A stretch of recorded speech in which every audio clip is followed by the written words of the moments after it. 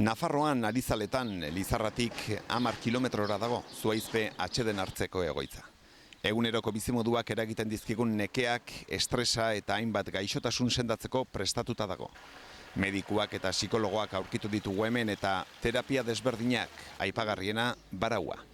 Osasuna berreskuratzeko gorputza garbitzea oso egokia dela dio Carmelo Bizkarra medikuak.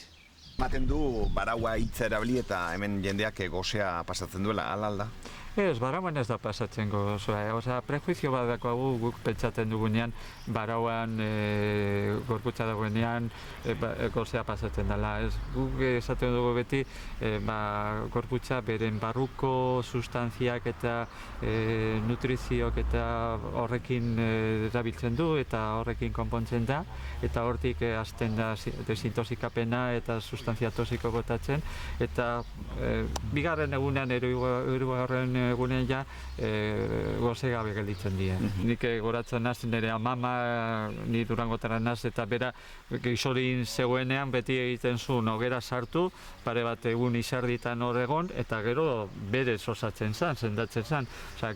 Gorputza badaki beren rekursoak eta homeostasis esaten dena medikuntzan, jakiteko nolan konpondu barruko inteligentziarekin, inteligentzia somatika esaten dunekin.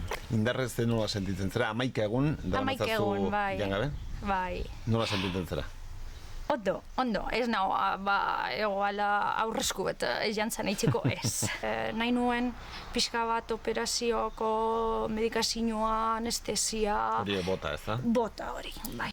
Izan ere, gaixorik daudenean ez dute ezer jana izaten ume txikiek eta berdin animaliek ere. Instintoak bultzatzen ditu hortara. Gure gorputzak martxan jartzen du orduan sendatzeko prozesua eta hasteko garbiketari ekiten dio. Baina kontuz, baraualdia beti medikuen kontrolpean egin behar da.